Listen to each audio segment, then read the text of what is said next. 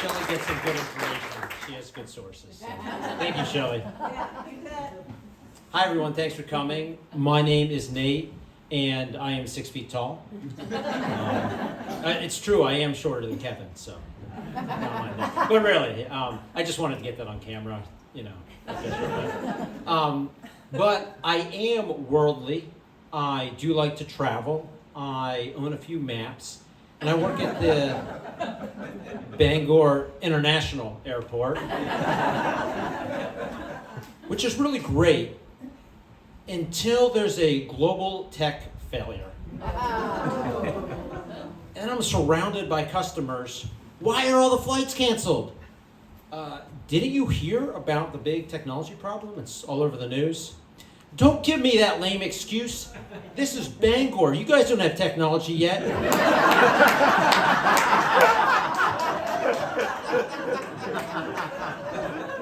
Yeah, we do. We're an international airport. We get flights from Europe. They come, refuel, and leave. No one actually gets off the plane. They don't want to visit Bangor like you chose to. People just don't get that Bangor is a real airport. They don't think they have to show up on time. Sorry, you're late. What? No, can't be. It's only 8 a.m. Sir, your flight to JFK left at 7:50. But no. This is Bangor. It's a small airport. Sorry, this is Bangor International Airport, and your flight has already departed. But I get why they think we're a fake airport, because the same person that checks you in at the counter has to race up to the gate,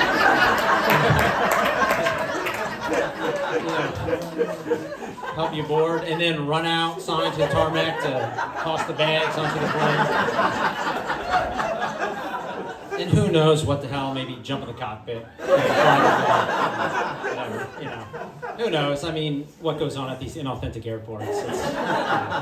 We might, wear our official uniforms for 3 weeks, and then I'll show up to work in this. Actually, I came here straight from work. I might go back after and, I don't know, fly a plane. I don't know. It's all up in the air.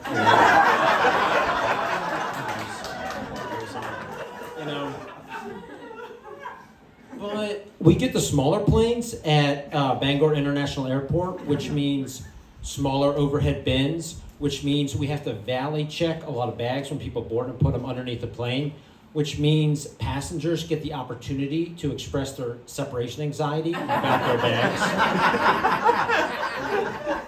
So I'm going to have to valet check this because it won't fit in the overhead bin, but I have a tight connection. Right, but it won't fit. But I have important things in that bag. Right, but it won't fit. But I'm a diamond medallion. Right. Oh yeah, you're right. It magically will fit. I'm so sorry. I made that mistake. Oh, yeah, you can go ahead and board. And this gentleman, instead of just boarding, like the door's right here to the plane, instead of just boarding right here, he decides he has to go all the way to the priority lane, which is like over there, farther away from the door. And the only feature of the priority lane, other than being farther away from the plane, the Bangor International Airport, is that it boasts an old, ragged, dirty, never vacuumed priority rug that is conspicuously lacking from the general boarding lane that the hoi polloi use. I cannot tell you how big status is at the airport. Well, I guess I am trying to tell you. So we had one passenger who was tired of other people being ahead of him on the upgrade list. So he actually flew to Sacramento to visit his brother that he hadn't seen in 18 years so he could accumulate enough miles to go from silver medallion to gold medallion. So please never underestimate the value or power of fake precious metals.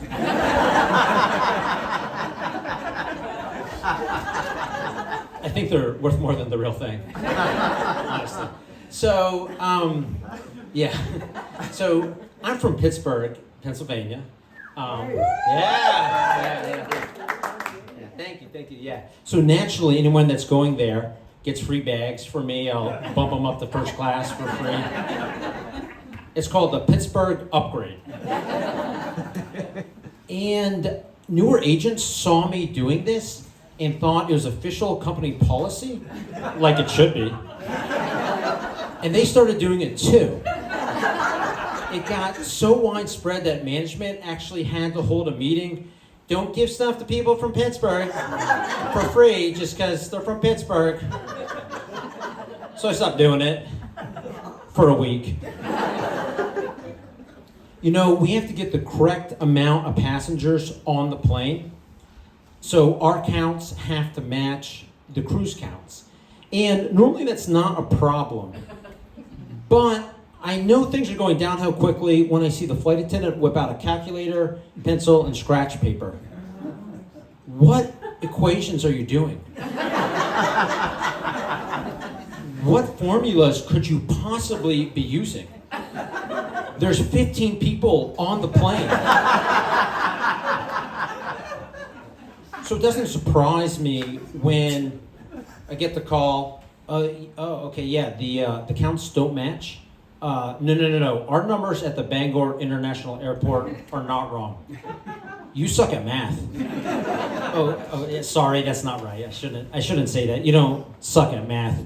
You suck at counting. So sometimes passengers take questions that we are required to ask the wrong way. For instance, sir, do you have any spare lithium batteries in your checked luggage? Why are you asking me that? Oh, shit, you caught me. I'm just another illegal spare lithium battery dealer trying to steal your spare lithium batteries so I can sell them in South Blue Hill after a comedy show in the field next door at prices so low you'd be a fool not to take advantage of them. Or when you put lithium batteries in the cargo bin, they could heat up, catch on fire, and even possibly cause a plane crash, which is no laughing matter. Which is why this concludes the airport safety portion of my stand-up routine. So, I also work in Bar Harbor at a hotel overnight. So I work overnights at the front desk. And we get some strange calls at 1 a.m. Room 402 calls. Oh, okay, so I think I understand what you're saying. You want me to tell your neighbors in 403 to stop having loud sex? Yeah, I'm on it. So I handled that problem the way I handle most problems, by ignoring it and hoping it goes away. Just like I do with sex I don't particularly like, by doing practically nothing. And pretty soon it ends.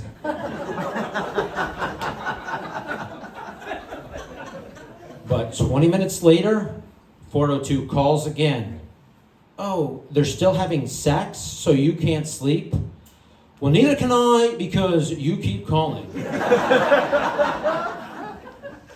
Now, I have my doubts about this alleged fourth floor orgy because this was fall, which attracts a specific clientele. And despite the sexual undertones inherent in the term leaf peepers, they're not actually the most sex-crazed, free love, and orgy-based demographic, according to the latest Gallup polls. There's polls for everything election year. But yet, I go up and investigate. I go up to the fourth floor, and I do hear thumping. Hard thumping. But it's not coming from 403. I look up, and it's our flagpole. So when 402 calls again, I confidently tell them, they call it 3 a.m. I mean, this is just nonstop, so they call it 3 a.m. I confidently tell them, look, sir, Poor old Berta in 403 is not having some human rodeo with her beloved husband of 47 years, Earl. It's our flagpole. The wind is blowing. The flag. Do you even know what sex sounds like?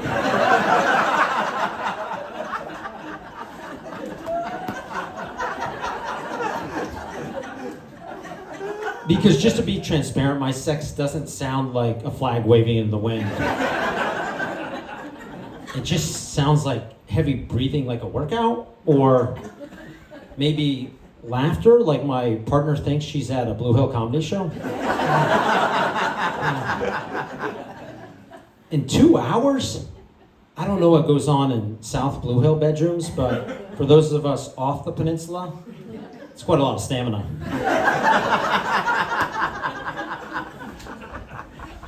So no, the customer is not always right. Especially when it comes to sex and flagpoles. So I went on vacation recently and I found this hotel that looked great online, no flagpoles. And when we arrived, I got a little bit nervous because of the message on the sign. It said, "Come as guests, leave as family."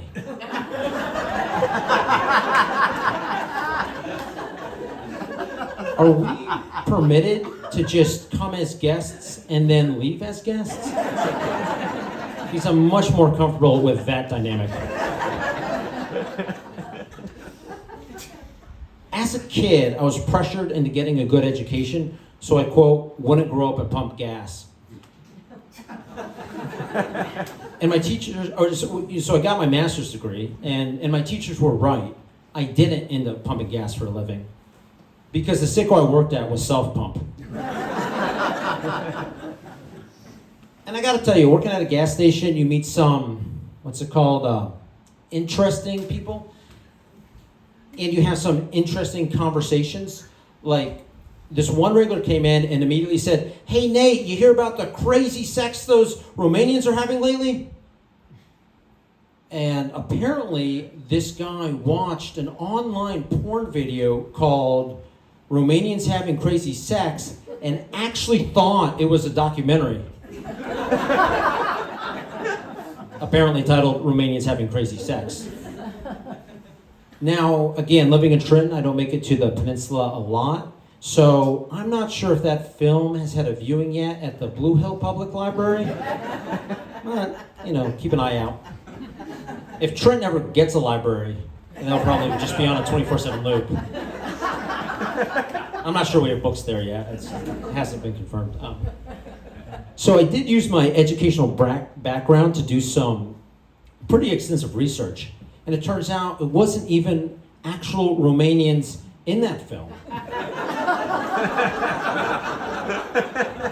Just some American actors, probably from Sedgwick. Certainly not Blue Hill. The video is only 5 minutes long.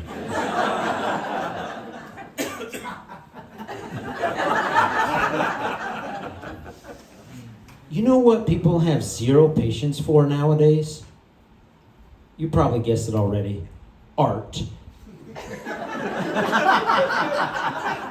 Now, trust me, I know this because when I worked at an art gallery, I used to put up a sign that says, "Back in 5 minutes," and I would go to the gym, take a hike, shower, meet some friends for a drink, come back.